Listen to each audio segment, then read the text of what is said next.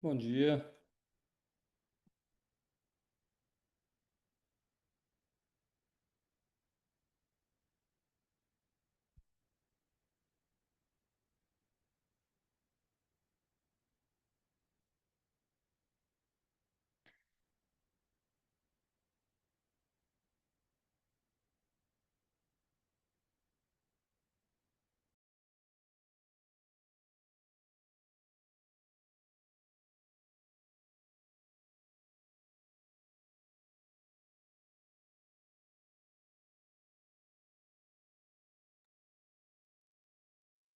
Bom dia. Bom dia, Helder. Tudo bem? Graças a Deus, não sei desse lado, professor. Graças a Deus, tudo bem por aqui também. Uhum.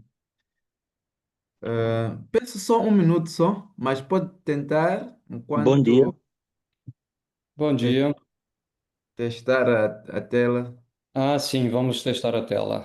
Tá bom, obrigado, até já. Tomás,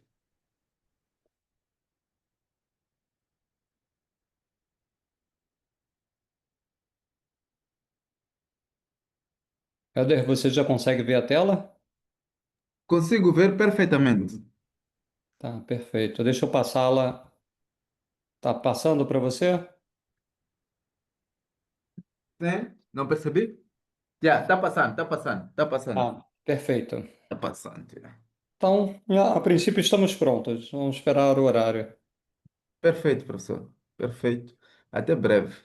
Até breve. Obrigado.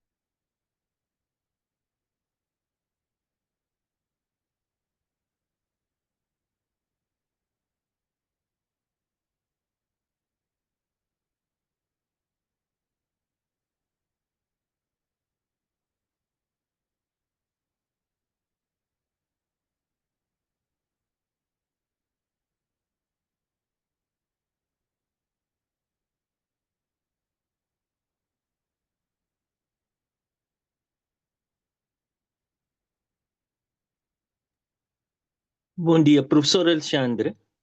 Bom dia. Desculpe uma curiosidade. O tema da apresentação é aprender a governar, aprendizagem de dirigentes públicos para as carreiras de Estado, certo? O tema da apresentação, na realidade, é gestão como uma forma de uma gestão de forma científica, entendeu? Isso daqui é só uma apresentação que eu vou utilizar. Ah, ok, tudo bem, ok, obrigado. É que eu tenho aqui um título que é aprendizagem organizacional e aprendizagem da experiência, lições de ciência para a gestão. Confere, não é? Exatamente essa que eu vou utilizar mesmo. Deixa eu até mudar aqui na apresentação antes de começar, que eu acho que fica mais fácil. Isso, Para obrigado, não se. muito obrigado.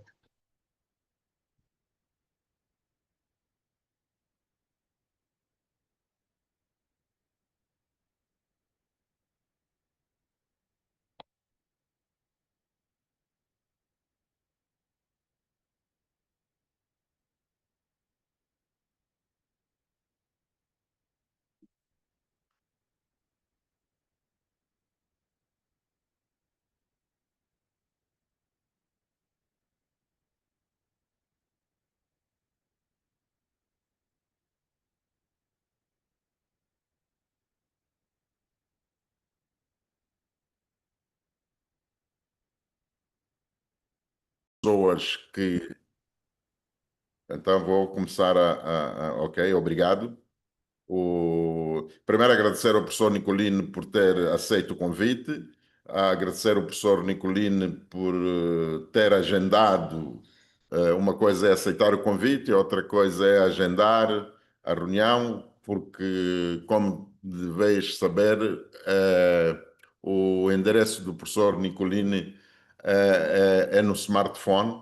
Ele está ora no Brasil, ora em Portugal, ora em todas as partes do mundo, por isso que o seu endereço não é como aquele que era do rei, do Roberto Carlos, no avião, mas é no smartphone.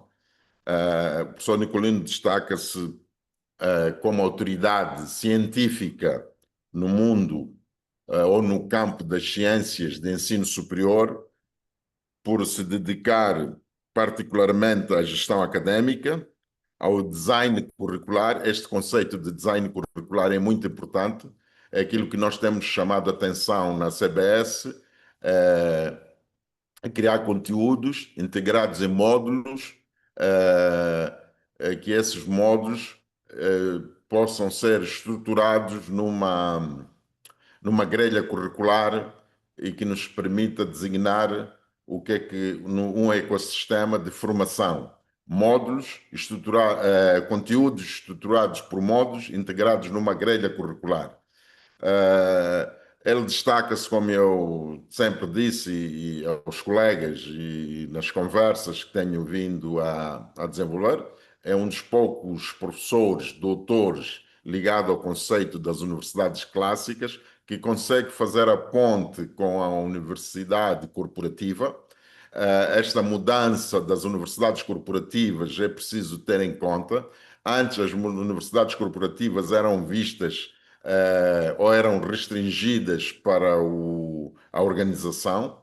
Hoje, a universidade corporativa assume uma dinâmica de, se quisermos, de open source.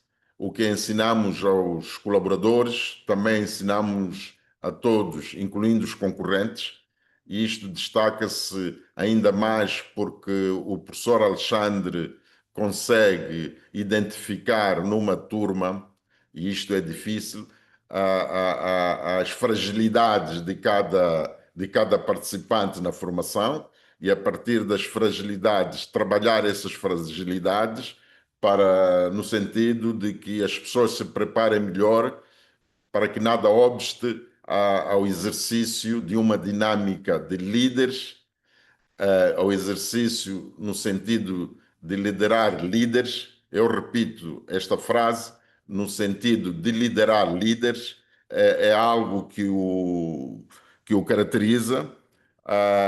Particularmente este convite para terem ideia as pessoas que não têm conhecimento da dimensão do professor do professor Alexandre Nicolini.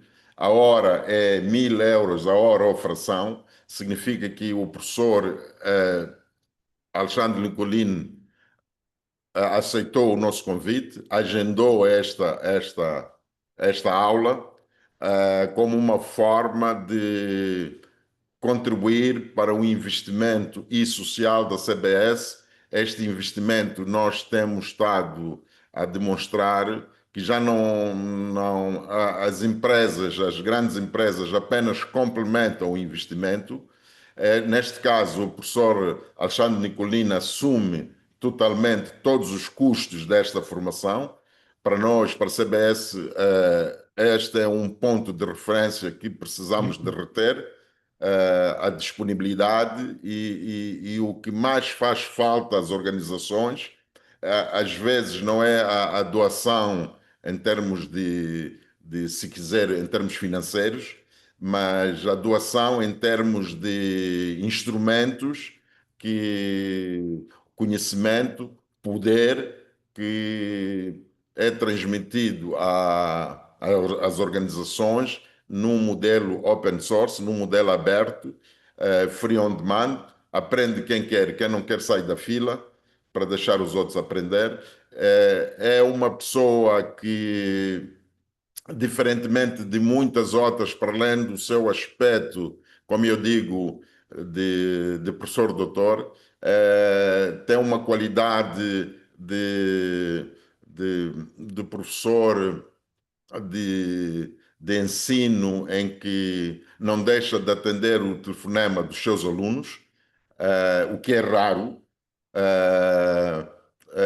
Ele posiciona-se um pouco mais acima do que a inteligência artificial, porque a sua disponibilidade e o seu saber entende que o conhecimento é o único investimento que quanto mais se esbanja, maior é o retorno.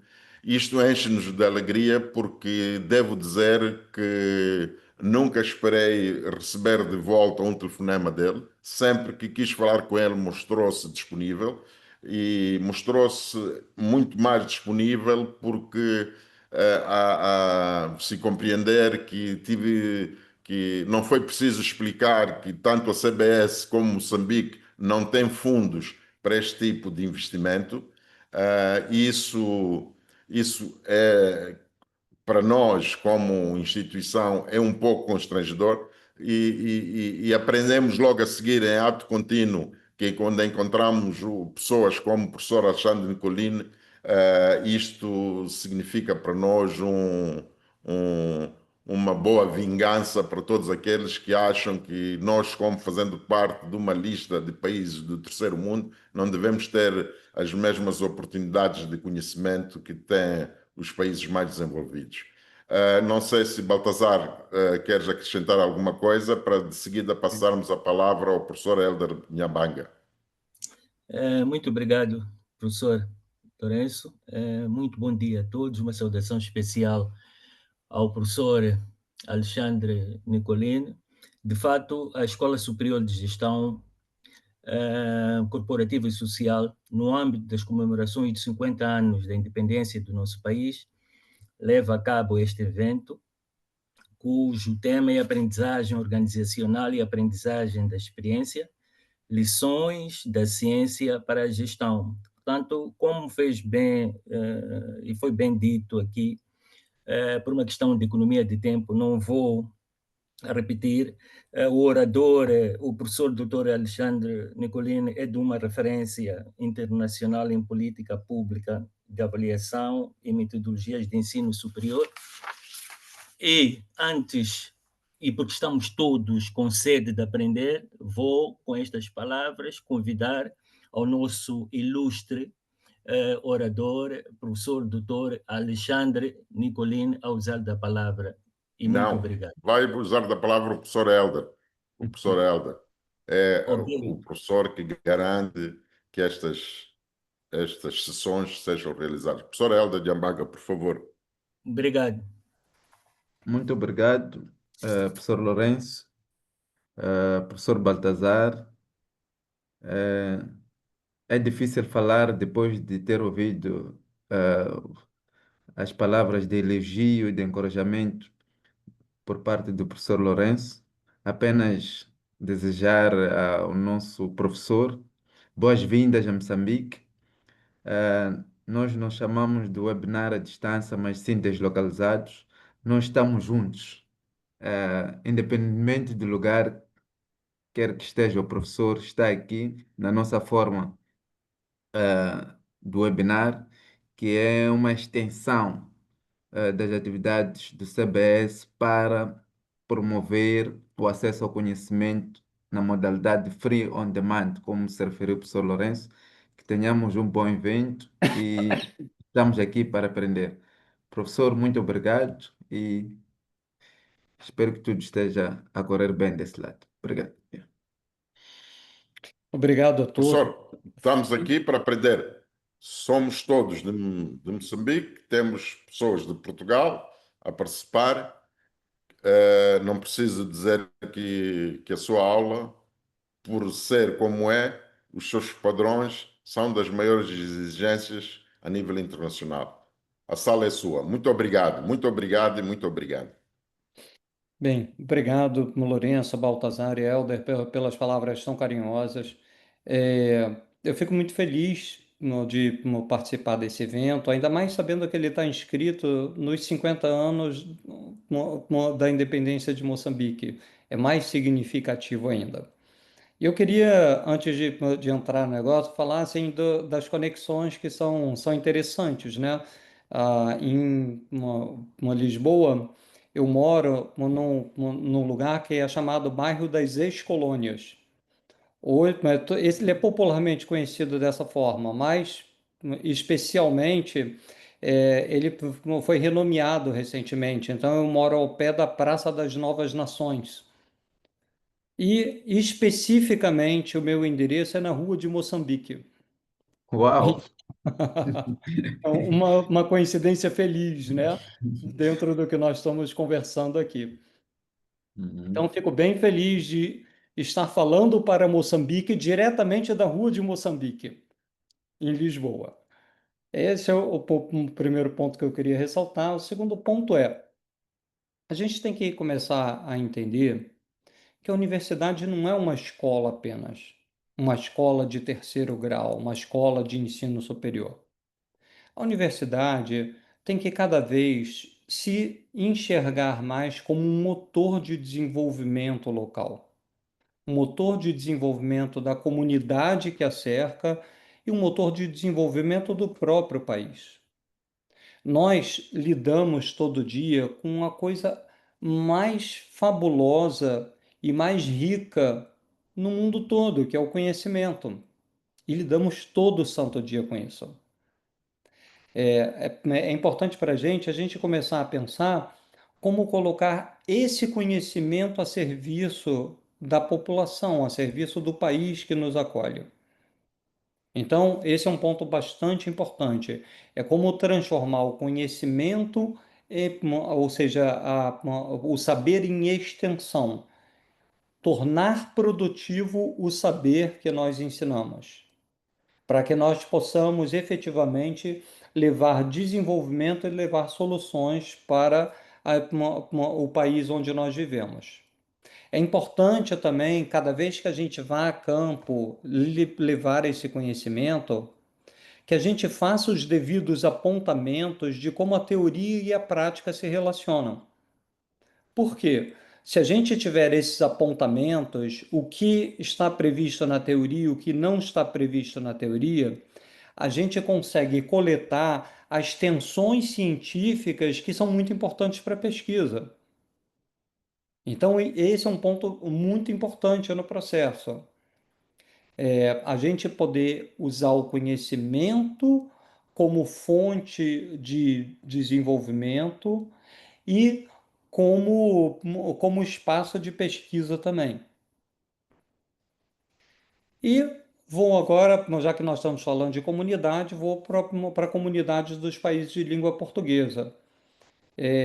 Eu falo, eu falo com muita propriedade porque eu sou brasileiro. sou português também, mas sou brasileiro, nascido e criado no Rio de Janeiro e em outras partes também do país. O Brasil é um país que tem olhos voltados muito para o seu próprio umbigo.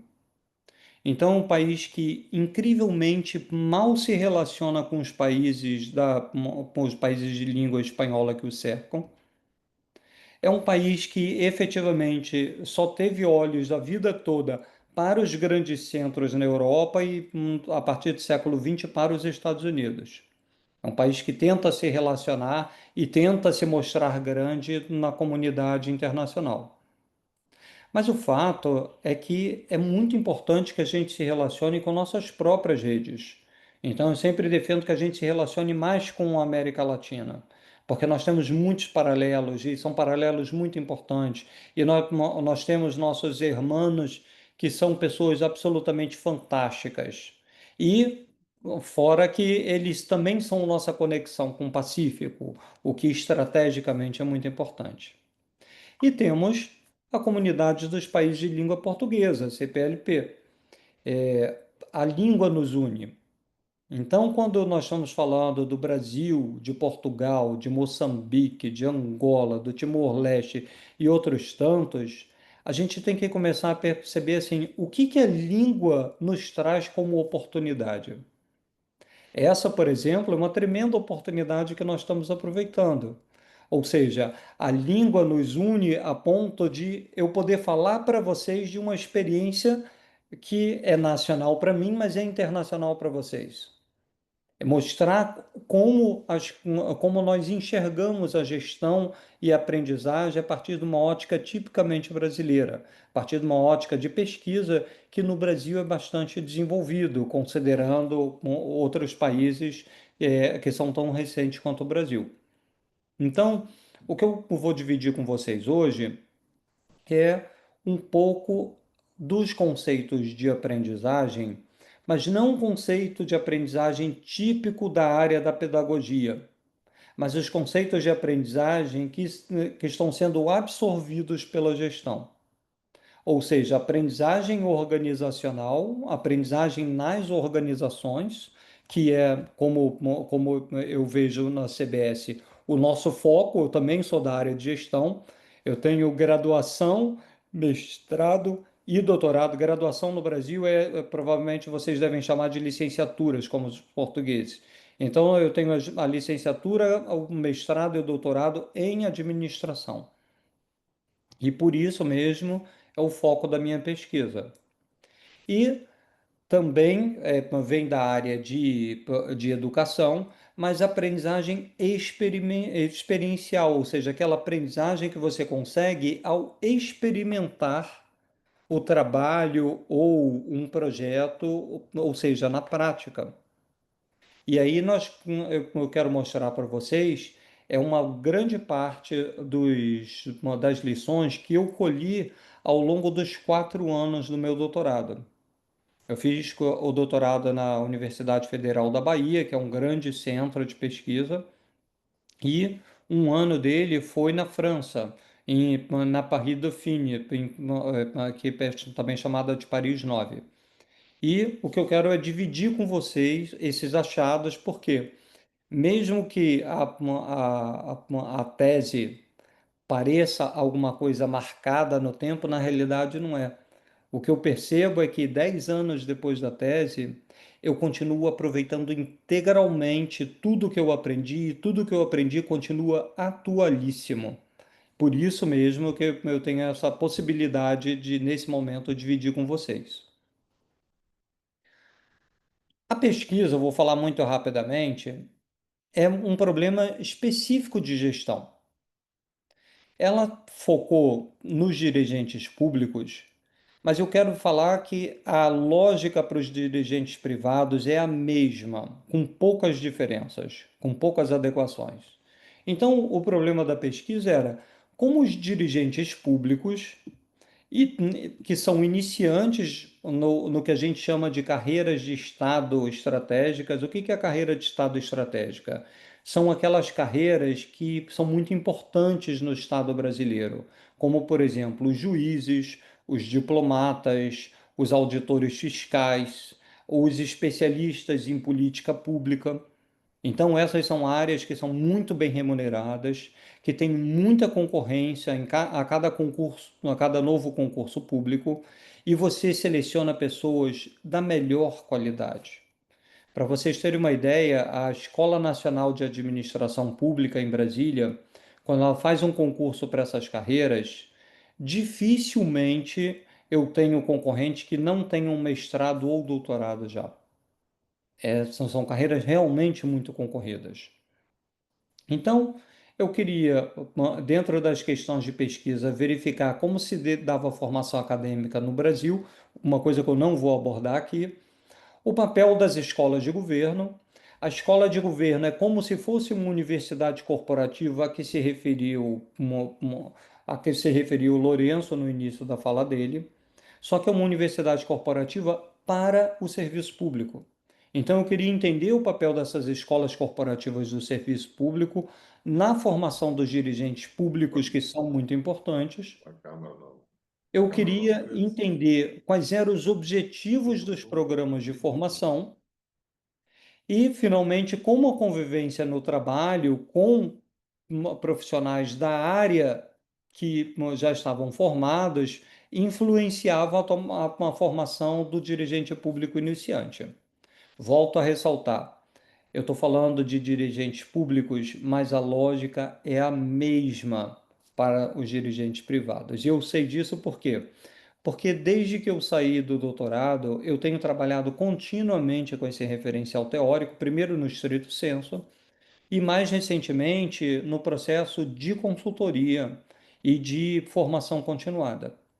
Então, hoje, meu trabalho é como se eu pudesse dizer assim: a minha empresa é uma espécie de universidade corporativa para centros universitários no Brasil e em outros lugares também. Espero que logo eu possa, por exemplo, trabalhar e estreitar o relacionamento com as escolas em Moçambique. Por quê? Porque os valores e o que eu ensino nessa universidade corporativa, com todo um currículo de aprendizagem para dirigentes universitários, para professores universitários, para estudantes universitários, é uma coisa que é universal. Sempre que eu converso nos congressos com pessoas da comunidade dos países de língua anglo-saxã ou outros países de língua latina, como a França, a Itália, todo mundo na hora diz: isso me interessa. Então, eu tenho certeza que a internacionalização é uma questão de tempo.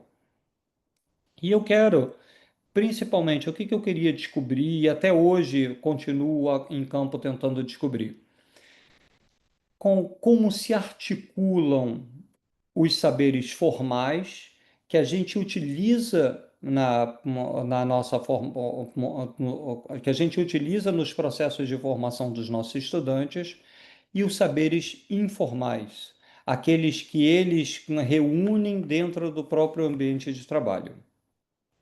Então, eu queria mostrar para vocês um ponto importante, que é a diferença entre aprendizagem formal e aprendizagem informal. Vamos lá. Vou pegar a área de gestão, que nós chamamos no Brasil de administração. Quando eu estou falando de aprendizagem formal, eu estou falando na própria formação, por exemplo, em licenciatura, no mestrado e no doutorado, e essa licenciatura, ela é um bom modelo para as escolas de governo, que são essas universidades corporativas de serviço público. As escolas de governo, elas trabalham cursos de formação e no campo da aprendizagem informal, o que eu tenho no lugar do ensino de administração é o processo de aprendizagem organizacional. Na licenciatura em gestão, eu estou o tempo todo aprendendo sobre os instrumentos que eu posso utilizar para gerir. Na aprendizagem formal, é o momento que eu tenho que colocar esses instrumentos em prática, eu tenho que vê-los em ação, eu tenho que saber manuseá-los. Então, esse é um paralelo na aprendizagem informal. Por quê? Porque os resultados esperados podem ser diferentes. Por quê? Porque do lado esquerdo eu estou falando de um ambiente que é bastante teórico, e do lado direito eu estou falando de um ambiente que é muito prático. Consequentemente, esse é um paralelo importante. É. A aprendizagem organizacional, ela leva à aprendizagem experiencial, ou seja, a aprendizagem via observação, via troca, via aprendizagem com um colega mais velho ou com alguém mais experiente, ou com alguém de outra área, mas que é importante para eu desenvolver bem o meu trabalho.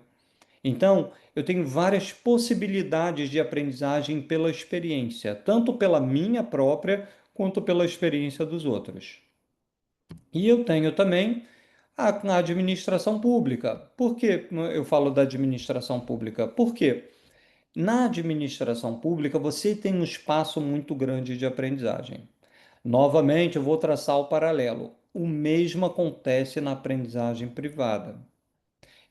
A minha vida toda trabalhei em organizações privadas. Nós estamos falando essencialmente da mesma coisa. Consequentemente, a partir daqui, eu tenho os cursos de formação como um processo importante de articulação com a administração pública, ou, por exemplo, os cursos da CBS como um processo importante para os estudantes que estão aprendendo, por exemplo, já são licenciados, mas estão fazendo pós-graduação e trabalhando ao mesmo tempo. Os cursos de formação têm que se falar com aprendizagem em campo. É muito importante, por exemplo, o processo de estágio, ou seja, quando os estudantes eles têm já um determinado trabalho e trabalham numa organização, seja pública e privada, mas a gente aproveite a experiência dele no mercado de trabalho para irrigar a discussão teórica que o curso faz. Então, eu defendo fortemente, por exemplo, que hoje nos trabalhos finais de licenciatura ou de pós-graduação, a gente trabalhe fortemente o espaço de trabalho do nosso estudante, para que ele possa fazer uma análise do dia a dia do trabalho dele à luz da ciência e poder descobrir com o que a ciência colabora para que ele faça melhor o trabalho dele. E aí, na administração pública e na administração privada, eu tenho essas relações de mestre com aprendiz e de aprendiz com aprendiz. Por quê? Porque a relação do mestre com a aprendiz é importante, porque o chefe dele é alguém que é experiente, que já detém o conhecimento, que muitas vezes já teve no lugar do aprendiz. Então, é uma relação de mentoria, muitas vezes, quando você tem um bom chefe. E uma relação de aprendiz-aprendiz é o que a gente fala de aprendizagem interpares. Ou seja, muitas vezes, quando eu tenho um colega de trabalho que é meu par, tem a mesma função que eu entendo algumas coisas no trabalho, ele entende outras coisas. Nós somos, cada um de nós é melhor em uma coisa diferente. E esse espaço de troca entre a gente faz com que a gente possa potencializar os efeitos da aprendizagem e, a partir de uma lógica, a partir de um vocabulário que o mestre não teria conosco. Por quê? Porque ele está em outro momento, ele é de uma outra época, ele aprendeu de uma outra forma. Então é muito importante esse espaço aprendiz-aprendiz também. E dessas relações todas, a gente vai para o dirigente público ou privado pleno, ou seja, a pessoa que aprende a trabalhar pautado pela ciência e, contrariamente, discute cientificamente a validade do que está escrito no referencial teórico à luz da sua própria experiência. Então, é um processo de articulação que é muito importante. E quando a gente trabalha em relação aos cursos de formação, mais potencial ainda. Só que os cursos de formação, para que eles se transformem, como eu falei, um motor de desenvolvimento institucional, é muito importante que a gente possa pensar que os cursos de formação têm que se falar diretamente com o espaço de trabalho dos estudantes. Os cursos de formação muitas vezes têm que capacitar toda uma empresa para que ela consiga fazer de forma mais eficaz, mais eficiente e para que ela tenha mais impacto de desenvolvimento na sociedade. Bem, também é muito importante que essa relação do mestre e do aprendiz com os cursos de formação. Muitas vezes, nesses cursos de formação, a gente tem que trazer as pessoas que são experientes, por exemplo, um executivo de uma grande empresa, um dirigente público muito afamado. Por quê? Porque eles podem falar de uma realidade, de uma prática que o estudante não teria acesso, por exemplo, com o seu próprio chefe, porque o chefe dele, a pessoa com quem ele lida, tem um nível maior do que o dele, mas ele não é infinito esse nível. Então, muitas vezes a gente tem que trabalhar, trazer gente para falar, né? Eu tinha uma prática quando eu era reitor de uma universidade, de sempre fazer, por exemplo, na área de gestão, um evento anual para falar um pouco dos rumos da gestão em determinada área. E, efetivamente, os estudantes tinham que participar desse processo, porque isso trabalhava efetivamente a lógica dele. Mas eu gostava sempre de tentar convidar executivos experientes nas empresas dos estudantes. Por quê? Porque muitas vezes era a oportunidade dele falar, dele ver o presidente da empresa ou o vice-presidente falando de um determinado tema que ele está aprendendo e que o chefe dele nunca teria com determinada propriedade.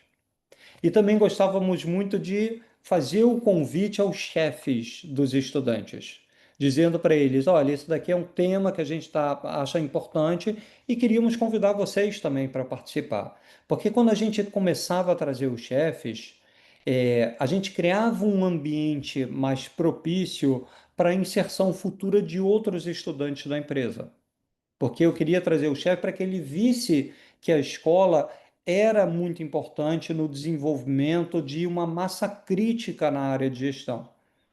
E aí o chefe participava do evento, às vezes era convidado para falar, e na saída apertava minha mão e falava assim: foi muito bom, gostaria de participar de mais eventos como esse. E aí pronto, a gente começou a fazer o casamento da universidade com as empresas, que é muito importante para que os estudantes se desenvolvam.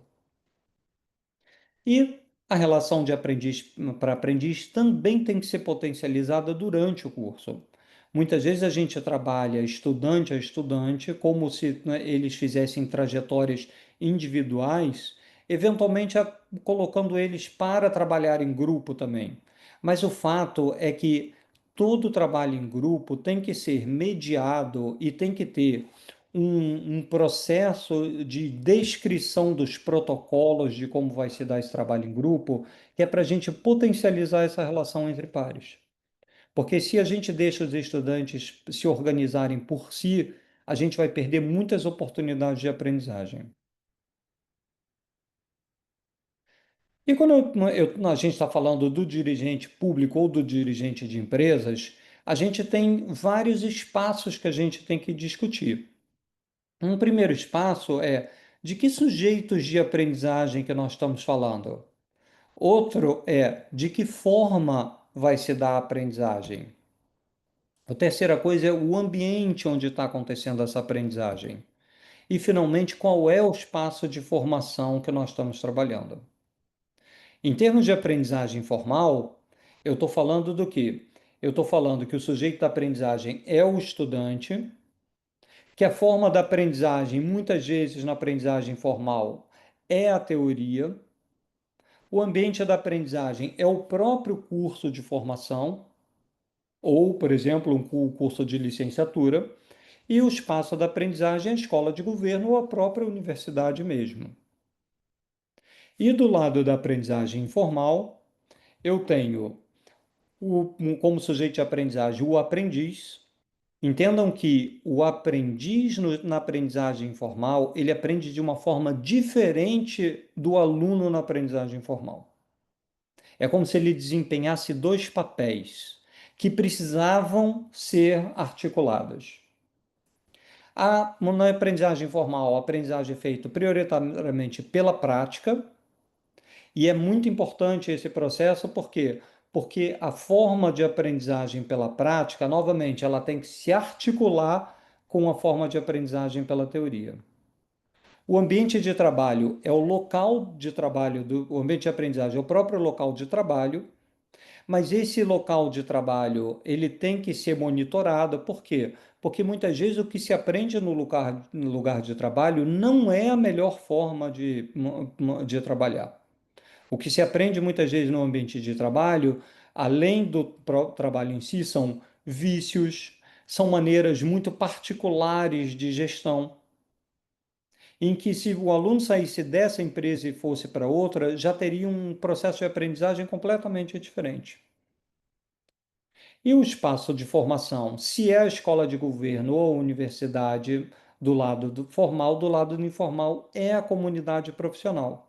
Aquela comunidade formada pela equipe onde o aprendiz está inserido. E entendo que quando eu falo de aprendiz, eu não falo só do estudante.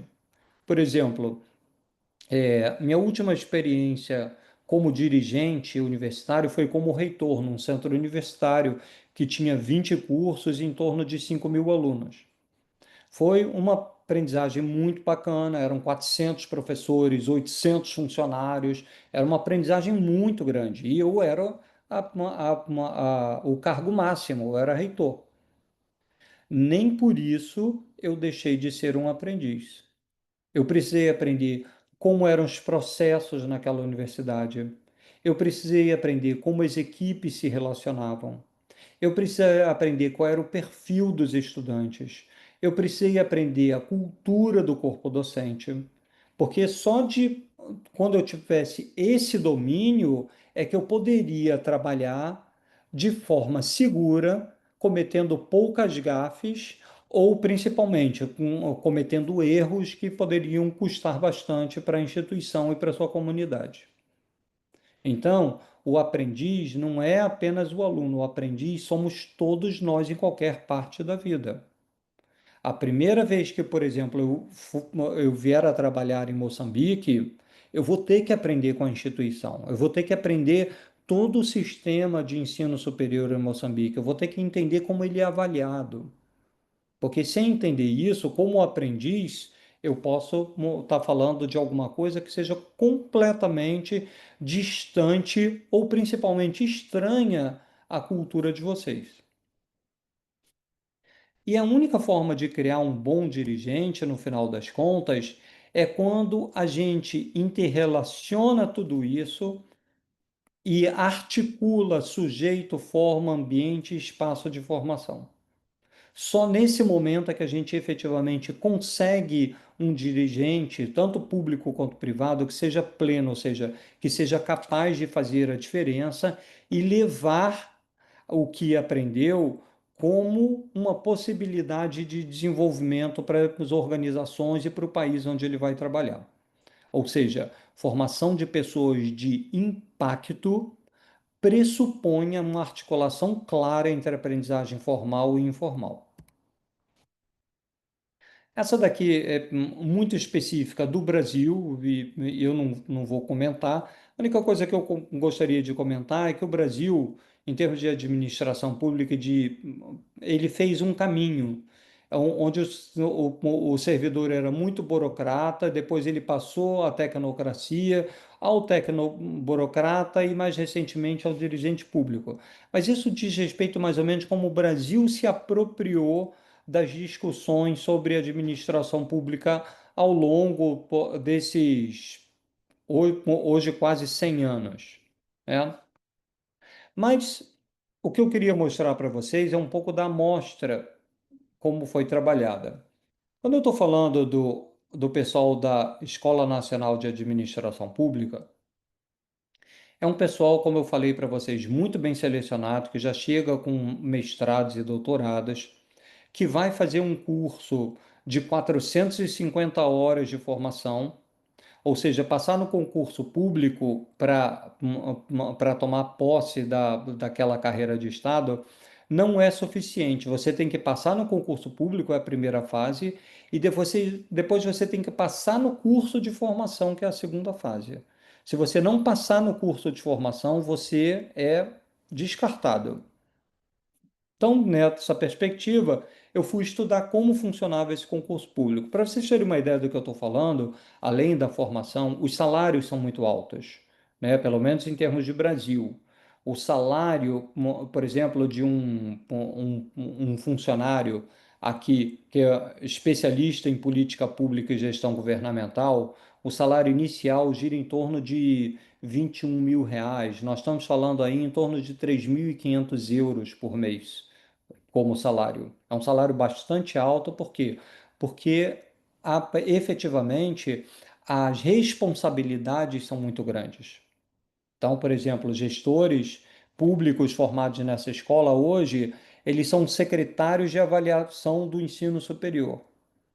E eles são responsáveis pela regulação e pela avaliação de 1.500 escolas, 1.500 escolas não, desculpa, 1.500 instituições de ensino superior no Brasil inteiro. Nós estamos falando aí que o trabalho dele diz respeito a um contingente de 6, 7 milhões de estudantes universitários no Brasil. É bastante coisa, é bastante responsabilidade. Então, o que eu queria mostrar para vocês é que eles perceberam que a escola de governo, isso daqui é a partir dos depoimentos dele, das entrevistas que eu fiz, eles perceberam que a escola de governo era um espaço de aprendizagem porque trabalhava principalmente difusão do conhecimento e formação de redes. Hoje, esses dirigentes públicos no Brasil todo, eles se conhecem. Por quê? Nós estamos falando de aproximadamente 70 pessoas formadas por ano. Perto do Brasil e dos seus 2, 3 milhões de dirigentes públicos, é muito pouco 70 por ano. Então, eles todos conversam muito entre si e trocam impressões sobre o governo e sobre o que um aprendeu em determinado ministério e que o outro poderia aprender e desenvolver um trabalho muito rápido também. A escola de governo sempre foi um espaço para discutir novas ideias. Como ela é uma escola de governo, como a luz de uma universidade corporativa, ela não é apenas para uma aprendizagem teórica, ela é para um treinamento, para qualificação para o trabalho. Então, a discussão de novas ideias e a discussão de desafios é muito importante, né, nesse espaço. Eu também, a ENAP estabeleceu convênios com várias escolas de governo no exterior para debater a administração pública. E isso é muito importante, por quê? Porque você se vale de experiências de outros lugares também.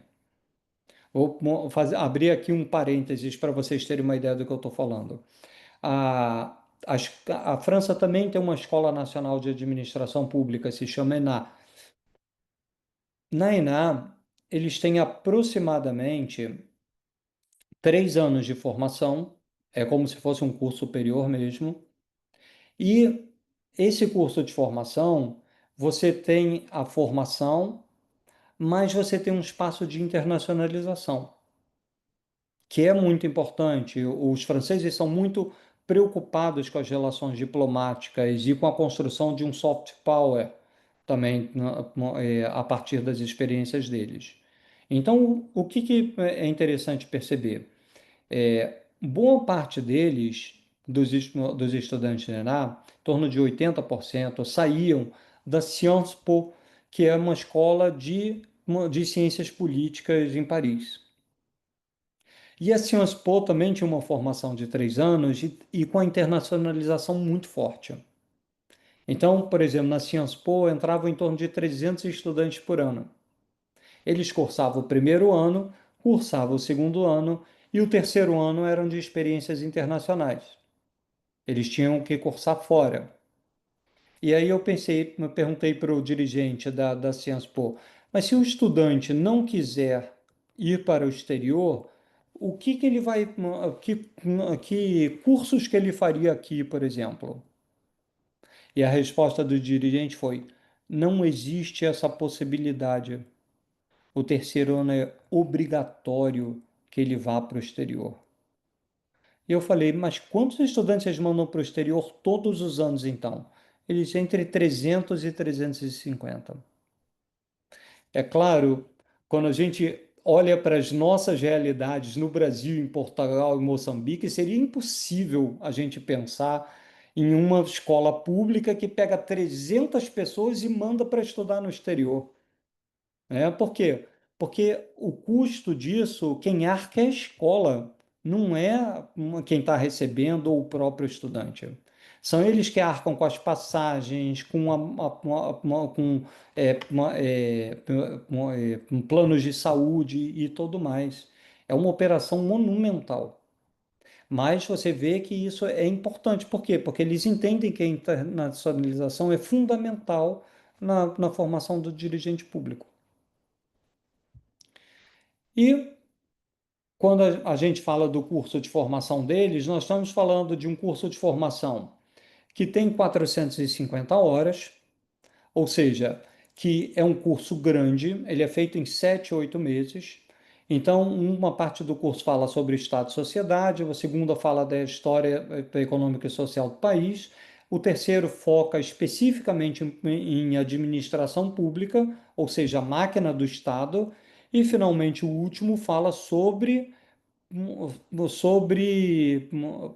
políticas públicas, ou seja, como se gere o país, o que é bastante importante no processo.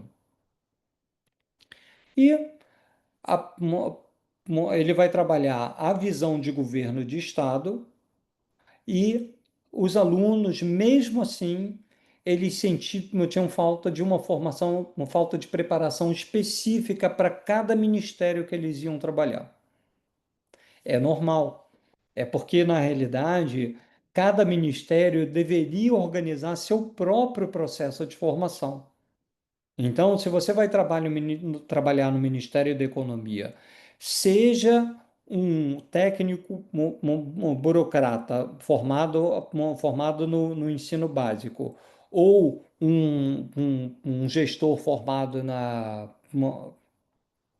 um gestor formado, por exemplo, com um mestrado, um doutorado, todos são aprendizes e todos precisam entender qual é a estrutura daquele ministério, quem se relaciona com quem, como ele desenvolve um trabalho.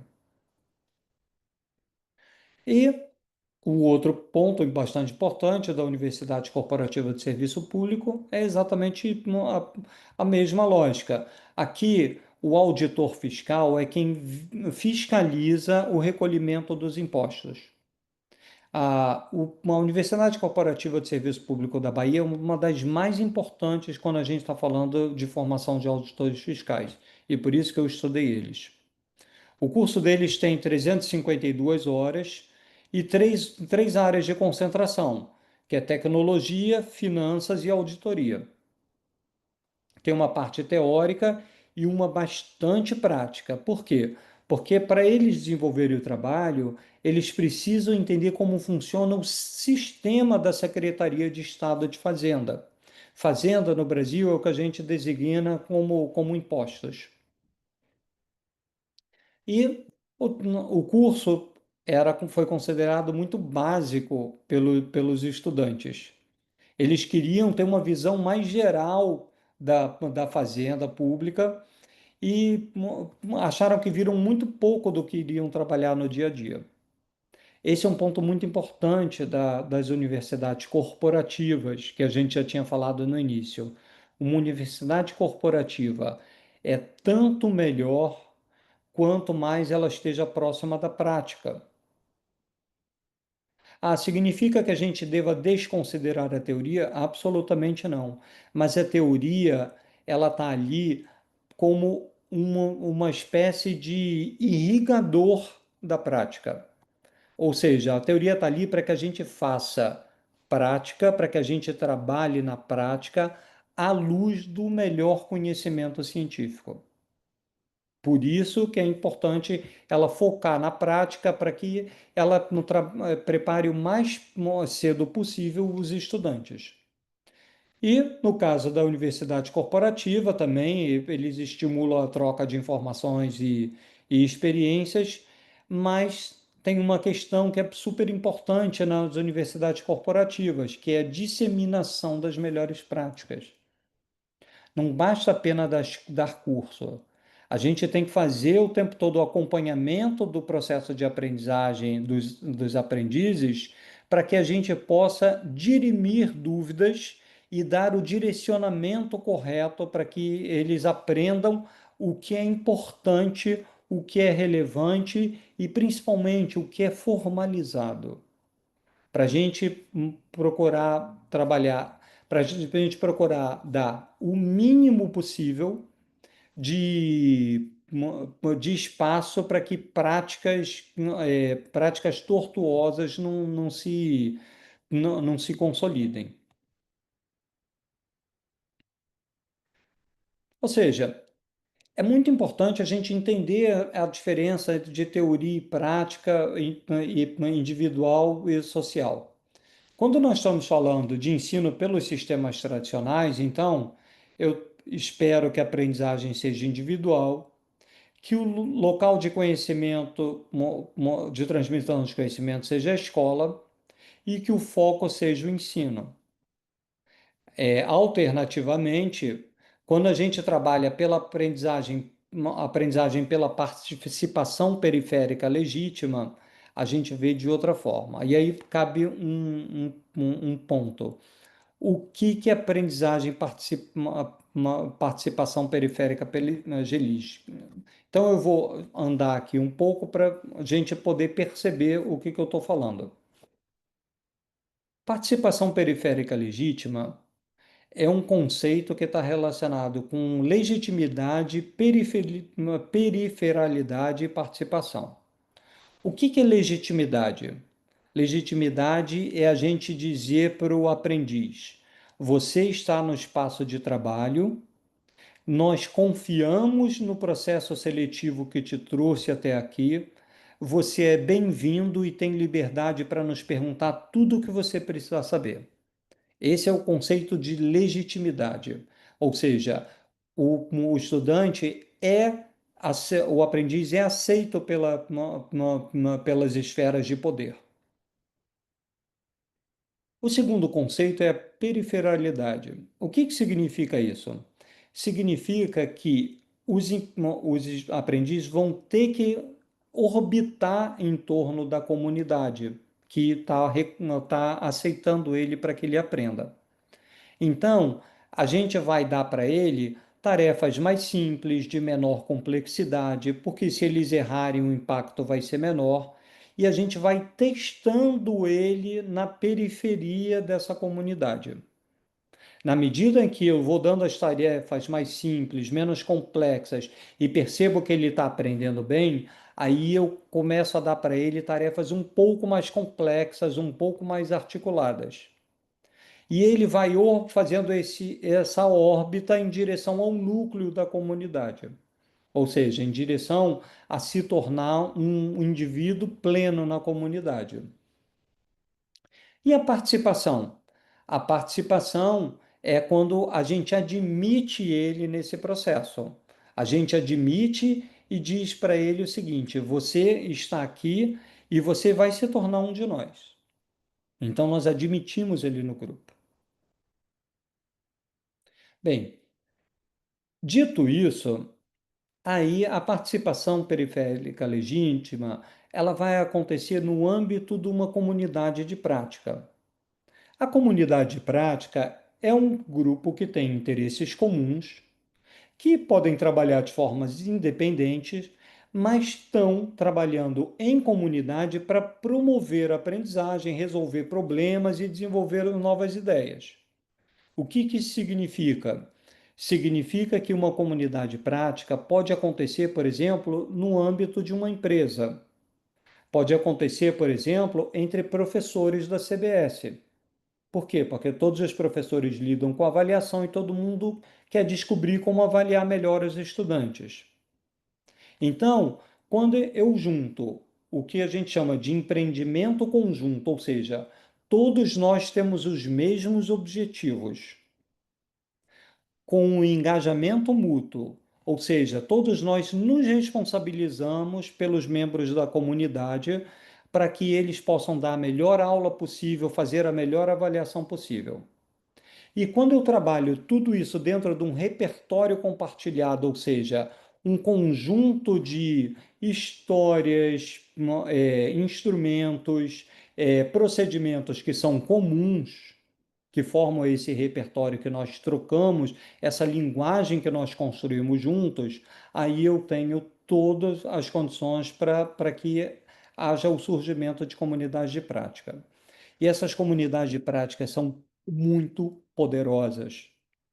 Eu trabalho isso quando eu faço treinamento para instituições de ensino, eu trabalho, uma das primeiras coisas que eu trabalho é a formação de comunidades de prática, justamente para que a aprendizagem possa ser favorecida. E aí, uma coisa que eu gostaria de ressaltar aqui são alguns depoimentos dos estudantes. Por quê? Porque quando a gente fala de aprendizagem dos dirigentes públicos e privadas, dentro da comunidade prática, elas são muito próximas dentro do que eu quero falar. Então, por exemplo, os indivíduos aprendem em comunidade, mas aprendem na comunidade. Ou seja, eles aprendem dentro daquele caldo que a comunidade forma. Eles têm que aprender na prática e o tempo todo praticar o que eles aprenderam. Eles têm que, ao aprender, experimentar o significado do que está sendo discutido, para finalmente ele conseguir significar o que ele está experimentando no processo. Ele precisa se transformar, mas transformar os outros também. Esse é o processo de aprendizagem em comunidade. Significa, então, que, por exemplo, no caso dos auditores fiscais, quando a gente está falando aprender em comunidade na comunidade, é valorizar os colegas de trabalho mais antigos e os chefes, confrontar o que aprenderam com a maneira como é feita, aprender uma linguagem comum e se engajar mutuamente. Aqui são efeitos dos depoimentos que todos eles deram para a gente. A segunda coisa é como aprender com a prática e praticando o aprendido. Eles ressaltaram, por exemplo, que eles percebiam que estavam aprendendo com a prática pela quantidade de responsabilidade e autonomia que eles iam recebendo. Então, dos seus próprios colegas de trabalho, dos chefes, a promoção é uma forma de reconhecimento com mais responsabilidade e autonomia. E isso daqui é fundamental para que eles possam fazer um bom trabalho. Eles também perceberam que gestores são interconectores de conhecimento.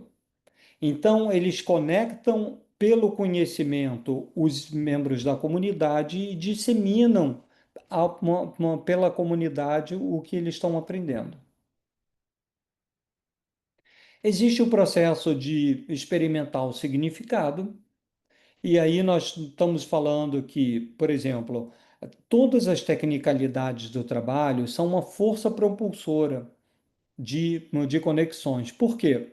Porque a necessidade dos aprendizes aprenderem faz com que as pessoas que são mais antigas estejam automaticamente empoderadas como membros da comunidade para que eles consigam aprender. Só que os questionamentos dos aprendizes também fazem com que as práticas tendam a melhorar. Por quê? Porque quando você precisa ensinar alguém, você precisa refinar o que você aprendeu. E isso daí é um ponto muito importante. Por quê? Porque no final das contas, a gente precisa pensar da seguinte forma. No Brasil existe um ditado que fala o seguinte: ensinar é aprender duas vezes. Justamente porque você tem que melhorar a sua prática ao ensinar. E os gestores, eles também têm que trabalhar com colegas que são gestores e não gestores. Eu, como reitor, um reitor novato, eu aprendia coisas até com os faxineiros sobre as rotinas da instituição. E muitas vezes, por exemplo, um chefe da secretaria que está há 30 anos na instituição, ele é o guardião da memória da instituição. Então, essas são coisas que eu não vou aprender com os pró-reitores ou com diretores, eu vou aprender com quem está há mais tempo na instituição de ensino. E no processo de transformar e se transformar, é o processo de criação de novos significados. À medida que você aprende, você vai ressignificando o que você está aprendendo, e é a possibilidade de você reescrever a história do que você já aprendeu e reescrever a história da sua própria prática. Os gestores aprendem a confiar uns nos outros e construir uma prática comum. Ou seja, esse é um processo muito importante para que efetivamente a gente perceba como funciona o processo de aprendizagem. A partir daí, aí no caso específico da minha tese, eu percebi que tinham dois casos muito diferentes. Por quê? Porque existem casos em que a aprendizagem vai se dar mais com dirigentes seniores da mesma carreira, que foi muito o caso, por exemplo, dos auditores fiscais, e existe casos onde a aprendizagem vai se dar muito mais com os diretores juniores da própria carreira, porque eles estão aprendendo em conjunto. E eles estão aprendendo não apenas a trabalhar, mas eles estão aprendendo a ser uma determinada ocupação, que no caso é de gestores públicos. Como era uma carreira relativamente nova, tem todo um processo de aprender a ser também um gestor público. E isso vai acontecer direto em toda universidade pública. Se Desculpa, na universidade corporativa. Se numa universidade corporativa os estudantes estão muito mais focados, o que eles precisam aprender está muito dentro da história, dos processos, de tudo que já aconteceu, então essa aprendizagem vai ser mais verticalizada. Se ao contrário, a empresa já é muito grande, e já não tem tanto espaço para ensinar para as pessoas, eles vão ter que aprender com outros aprendizes da sua própria seção. E a aprendizagem, nesse ponto de vista, vai ser mais horizontalizada. E foi o caso de gestores governamentais. Em termos de conclusão, que eu queria falar aqui dessa fala como um todo, é, a questão do surgimento da formação em administração pública do Brasil sempre esteve ligada à reinvenção do Estado brasileiro. As escolas de governo realmente são muito importantes como alternativa apropriada hoje para a formação dos gestores públicos. A formação desses dirigentes públicos novatos é muito importante nos cursos de formação inicial. Ou seja, eu reputo o programa de formação das universidades corporativas hoje como fundamental para a construção de comunidades. A aprendizagem é muito influenciada pela convivência com seus pares e pelos seus colegas de trabalho nas mesmas funções. É uma coisa que a gente muitas vezes está acompanhando o nosso aluno na licenciatura, no próprio processo, e a gente deixa de perguntar para ele o que você está aprendendo com seus colegas também. E o que eu percebi, e continuo percebendo, tantos anos depois da tese, é o seguinte: a aprendizagem das pessoas iniciantes, ou seja, dos novatos, ele é resultado de um processo formal pela escola, pela universidade, pelo curso de pós-graduação ou de licenciatura, mas é um processo que é combinado com os saberes informais. Ou seja, o processo de aprendizagem na escola é fortemente influenciado pelo que ele tem no espaço de trabalho. E aí, o que eu estou percebendo, tantos anos depois, é o seguinte: essa articulação que é tremendamente potencializadora e catalisadora do processo de aprendizagem, ela ainda está sendo muito pouco levada em consideração no processo. A gente tem que ter processos de formação que estejam mais próximos da realidade do trabalho dos estudantes, não para aprender com o trabalho, mas para levar o que a ciência já determinou como válido e articular com o espaço de trabalho para poder transformar a prática no dia a dia. Então, eu reputo que essa articulação entre espaço formal e informal é muito importante e eu queria encerrar minha fala justamente com esse ponto.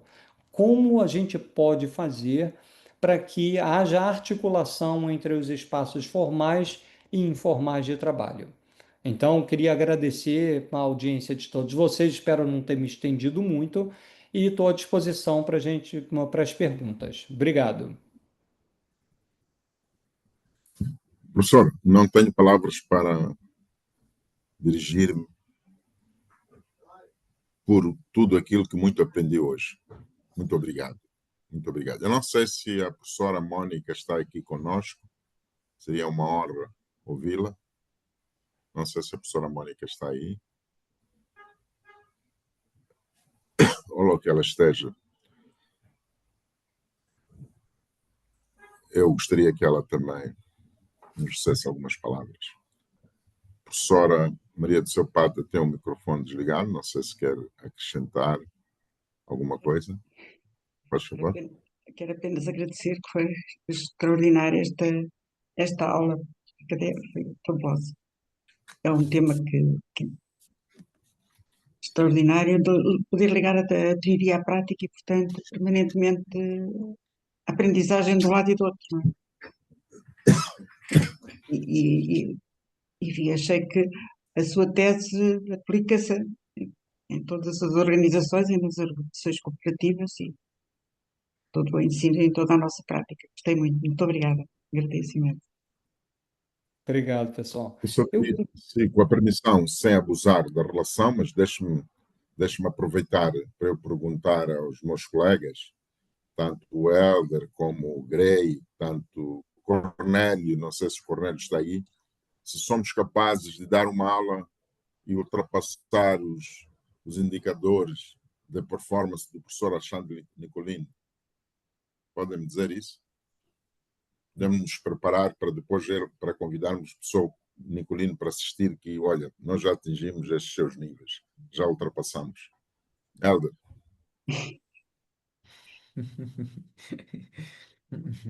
Não, professor.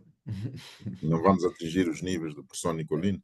Temos que atingir. Vamos pegar o modelo para poder nos inspirar, não só a nós, mas a nossa comunidade de professores, por forma que esteja neste nível, em termos de preparação de slides, a sequência, a lógica em que vem apresentando, que permite compreender a cada fase em que estava a apresentar. Obrigado. Cornélio. Não sei se está. Sim, sim, estou aqui, professor. Ouviu a minha pergunta? Ouvi, professor. Podemos ultrapassar o professor Nicolino? Meu desafio é este. E perguntar diretamente, ele está a assistir, faz de conta que ele não está, estamos na intriga perfeita. Ultrapassamos o professor Nicolino? Bom, logicamente que não, né? Mas como bem disse o professor Helder, há uma necessidade de olharmos para aquilo que é a bagagem do professor Nicolino e inspirarmos também a nossa comunidade, tanto estudantil assim como a dos professores. Mas pronto, é possível sim atingirmos um nível igual ao do professor Nicolino, mas precisamos engajarmos-nos e usarmos deste modelo como inspiração. Obrigado. Não sei se alguém quer acrescentar alguma coisa, porque o Grey, o Aires Pinto e o Ronaldo estão aí? Aires Estou Pinto. aqui. Sim, Sim, diga, sim, por favor. gostei muito da apresentação do doutor Alexandre. Aprendemos muito com o que esteve aqui a ensinar. Não tenho muito mais a dizer. Não sei, o Elton está aqui ao meu lado, se pode acrescentar mais alguma coisa. Elton. É, só gostava de agradecer a belíssima aula do professor Dr. Alexandre e dizer que para nós é uma honra sempre ter a Borta aqui na nossa escola CBS. E muito obrigado por tudo, professor. E obrigado pela grandíssima aula. Obrigado. Lourenço, eu posso propor que a gente todos abram a câmera para a gente tirar uma foto desse evento? Ainda é cedo, professor, ainda é cedo. Ainda tenho aqui umas perguntas. O Ah, professor ainda vai estar conosco mais 10 sim, mas minutos. é porque eu não quero esquecer de tirar foto. Então eu queria que todo Ah, mundo ok. visse a câmera para Podem a gente ligar as tirar câmaras, por foto. favor. É sempre uma honra. Eu vou pedir para o professor ocultar, deixar de apresentar, né, para podermos preencher a tela.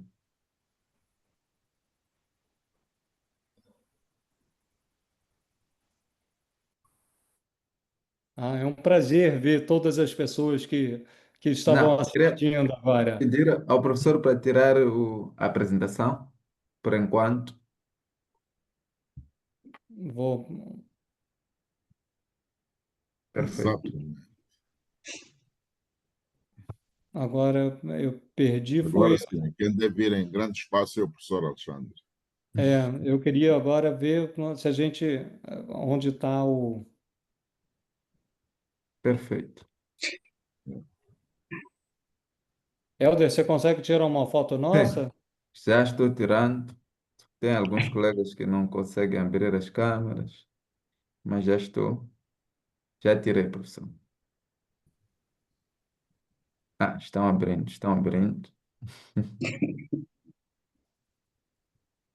Perfeito, Professora, ok. Ah, perfeito. Já captei, professor. Tá? Pronto, Já então está. vamos retomar. ah, pronto, já Muito podemos tirar a obrigado. foto. Então, professor, mais uma vez, muito obrigado. Eu vou pôr algumas questões, com a sua permissão, e Claro. lembrar aos meus colegas que, depois que me corrijam, já não precisamos tanto assim do professor Alexandre Nicolino. Era bom reter esta questão da legitimidade, aprofundarmos, estudarmos os pilares que ele se referiu, que o professor Alexandre se referiu: legitimidade, periferabilidade, periferalidade e participação. Muito importante. Estes três pilares, estas três lições que ficam guardadas para nós. Agora, a questão que estamos e eu tenho posto isto constantemente em Portugal, algumas instituições, porque andei por lá e estive lá há algum tempo. O que é que sentimos com a mudança das universidades corporativas? Elas vão manter o seu modelo tradicional, quer na administração pública, quer nas organizações privadas ou nas organizações sociais? Qual é a linha que vai ou que separa com a chegada da inovação do 4G, do 5G? O que é que mudou, se concordar comigo, na universidade pública? Como é que vê o professor Nicolino esta questão, se concordar também conosco, o de se não há uma mudança, se concordar, dos modelos de liderança, porque nós tínhamos um líder para uma organização, um Uhum. líder para aquela organização no modelo de universidade corporativa. E hoje, com as tecnologias ou com o avanço da inovação, das redes 4G, nós sentimos que o líder já não fala só para dentro da organização. Temos estes ensaios que temos visto, quer com o professor Alexandre Nicolino, quer com o professor Satya Nadella, que a sua preocupação é liderar líderes, o seu modelo, né? E do exemplo concreto, se assim permitir, e sair um pouco de conceito de escola, de business school, como é que vê a relação dos líderes num parlamento? se, como o professor, pelo seu currículo, discute fragilidades dos líderes e essas fragilidades, não sei, porque eu estive atento, sabe, eu estudei muito o seu CV como uma tese e exatamente para encontrar melhores aprendizagens para a CBS e para mim, né? Então, como é que vê esta questão de liderar líderes? Porque quando me falou de que de facto saem 300 da França, 70 do Brasil, se assim é, não é? Como é que Moçambique, sem dinheiro ou sem fundos alocados ou orçamentados, como é que nós podemos aproveitar dessas lições? Porque muitas das lições em que vivemos, quer em Portugal, eu repito, quer em Portugal, quer nos Palopes, continuamos com a mesma tradição. Entendo. Olhem só, Né? a Nós tecnologia. participamos numa conferência, vem uma galeria, vem fotos, nunca temos acesso a esses conteúdos. Nunca temos acesso. E nós temos dito que, em Portugal, fundamentalmente, que com o Brasil não acontece. Porque qualquer deslocação de qualquer dirigente do Brasil, quando regressa ao Brasil, é feita essa apresentação e nós temos acesso. Como é que vê esta mudança? Muito obrigado, peço as minhas sinceras desculpas. A Obrigado. gente tem que começar a perceber que a tecnologia ela traz muitos desafios, mas por outro lado ela traz muitas coisas boas, né? Então, por exemplo, eu tenho trabalhado o tempo todo com lideranças educacionais no Brasil. Eu treino reitores, pró-reitores, coordenadores de curso, diretores acadêmicos, professores universitários. O que nós estamos percebendo é que, a universidade corporativa tem que estar muito próximo desses gestores e desses professores com programas de trabalho muito específicos para cada um deles. Então, eu falei que eu tinha hoje, dentro do meu trabalho, um currículo de aprendizagem, mas é um currículo de aprendizagem especificamente para dirigentes, um segundo currículo especificamente para professores, um terceiro currículo especificamente para estudantes. Por quê? Porque nós precisamos nos valer da tecnologia para ensinar as pessoas a fazer seu trabalho melhor. Quanto melhor as pessoas fazem o trabalho, mais rápido o trabalho é feito, mais produtividade a gente tem.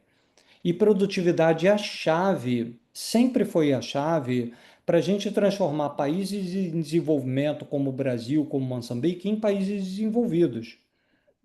Então, a chave não é o dinheiro que vem de fora. É importante, também é o dinheiro que vem de fora. Mas a chave para a gente gerar mais desenvolvimento com o dinheiro que nós temos hoje é a gente fazer o dobro com o mesmo custo. Porque isso sim vai nos dar as possibilidades de desenvolvimento. E aí, a gente tem que se valer hoje do que a tecnologia nos oferece. Então, por exemplo, a gente estava falando agora, às vezes é difícil ter acesso a todo esse material. Mas, por exemplo, a minha tese, que eu apresentei boa parte para vocês agora, está disponível. É só vocês entrarem no Google e colocar assim: Aprender a Governar Alexandre Nicolini. Pronto, a tese vai aparecer. E é a primeira coisa logo que vai aparecer, que é o nome da tese, Aprender a Governar. Aí bota Alexandre Nicolini, pronto, vocês vão ter acesso. Hoje, boa parte da produção científica em gestão no Brasil está disponível para quem quiser ver. Tem um portal chamado SPEL, é www.spell,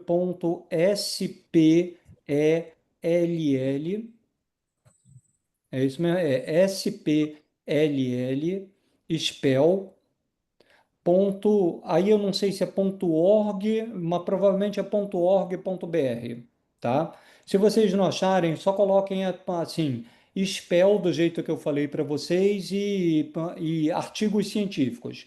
Vocês vão para esse portal. Esse portal Desculpa. está Desculpa. toda a produção. Fale, desculpe.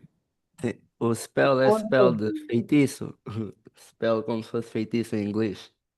Não, tá em português, tá? O Sim, spell sim. está em português. Então você coloca ali Perfeito. spell, português, artigos, você vai achar. No spell está toda a produção científica brasileira na área de gestão, de ponta a ponta. Vocês vão achar artigos de finanças, de recursos humanos, de operações, tudo que vocês quiserem, vocês vão achar lá. Isso está disponível gratuitamente para vocês. Com a tecnologia entrando mais forte agora, por exemplo, eu estou trabalhando boa parte dos treinamentos agora, eu explico a lógica, mas para as pessoas aprenderem a trabalhar, eu estou trabalhando com o auxílio de atividades que eu estou projetando por inteligência artificial. Por quê? Porque com a inteligência artificial, uma atividade que dava um trabalho muito grande, agora eu gero com mais rapidez. Então, todo o meu processo de aprendizagem está sendo irrigado com uma atividade prática também. Porque ouvir um professor experiente, por exemplo, vocês me ouvirem falar na tese, vai ser sempre uma fala muito boa, porque eu conheço o assunto, eu me dediquei 4 anos a ele. Agora, reproduzir essa mesma fala é um outro problema. Por quê? Porque para reproduzir com o mesmo grau de propriedade, vocês têm que estudar a mesma coisa que eu estudei. Então, é possível? Claro, mas vai demorar tempo. Mas um trabalho já está poupado. Eu demorei 1 ano e meio só para reunir os artigos científicos para falar disso. Esse 1 ano e meio vocês não precisam gastar, porque é só olhar a bibliografia da tese e baixar os artigos e ler os artigos. E vocês vão chegar muito mais rápido no nível de conhecimento que eu estou. Então, a tecnologia é um ponto importante para a gente disseminar o conhecimento hoje. E eu tenho procurado fazer assim, de todo o treinamento, agora eu estou começando a construir um e-book dos treinamentos.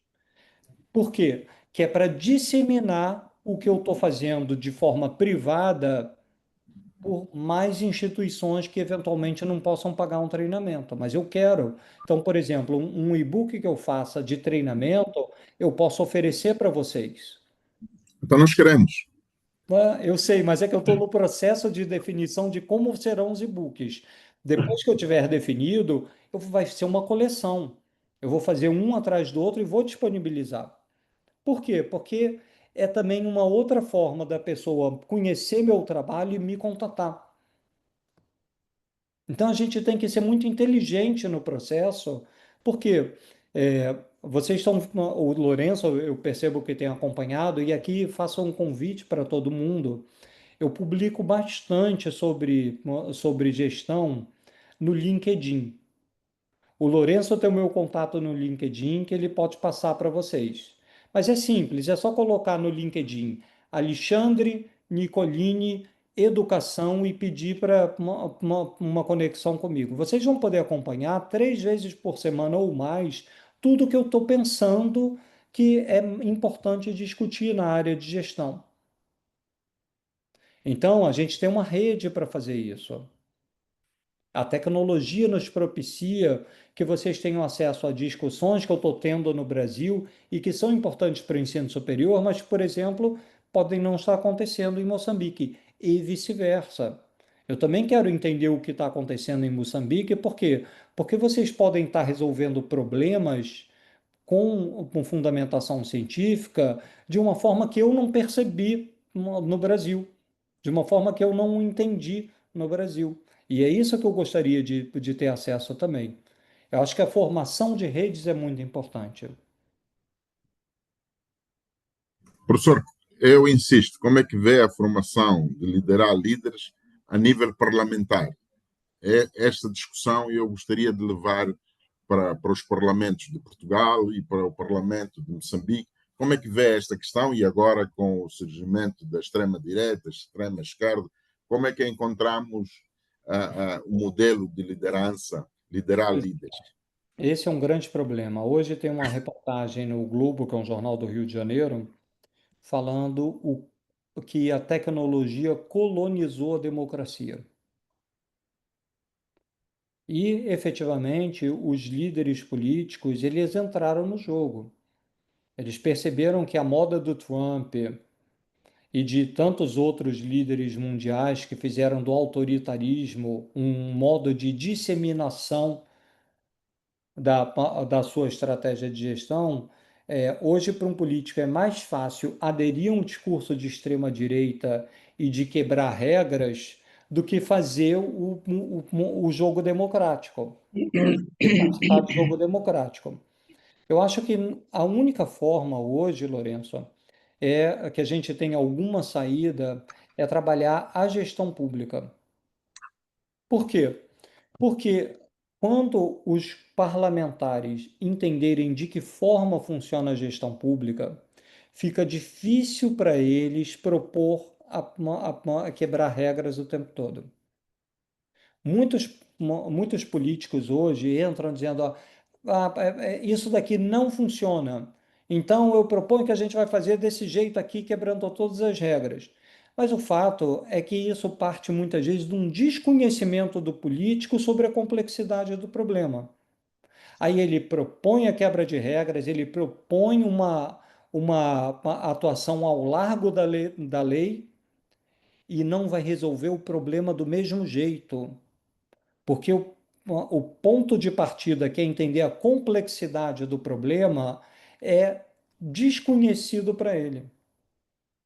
Então, o discurso é muito fácil.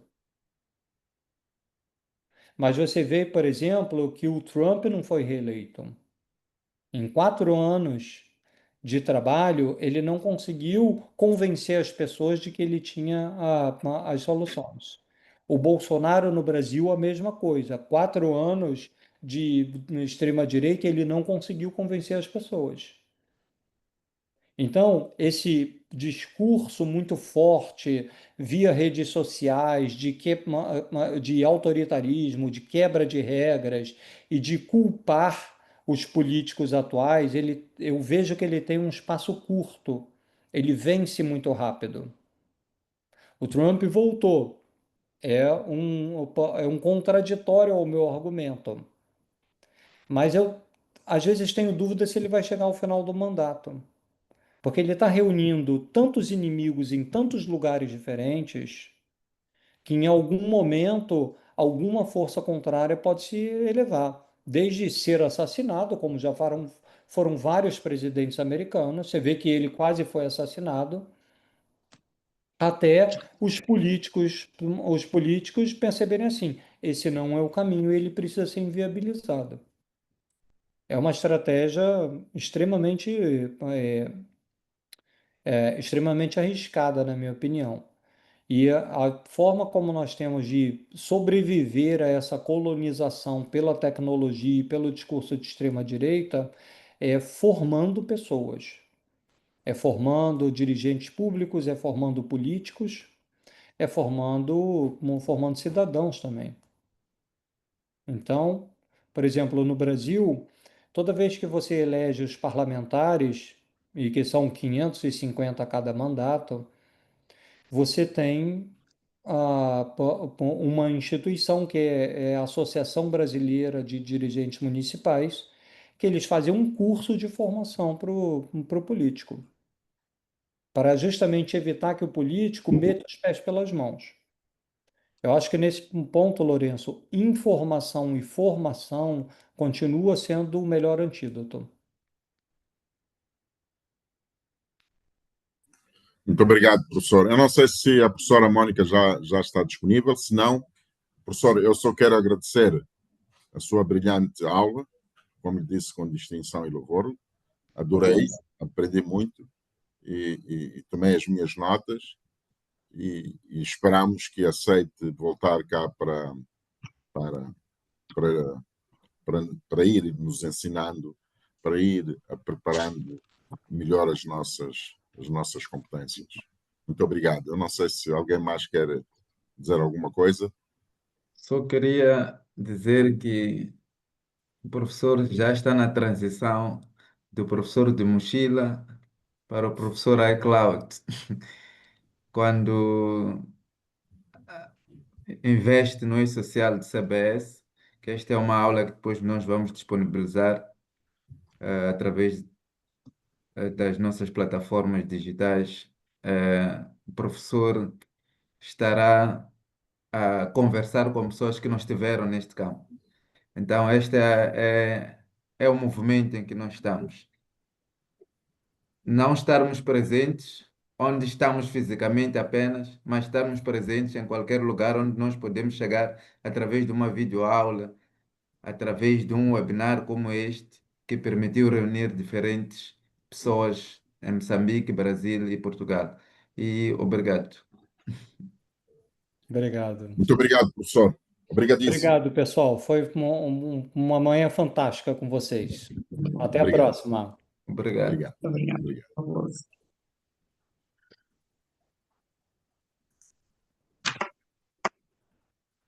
Vamos desligar, então, não é? Podemos desligar.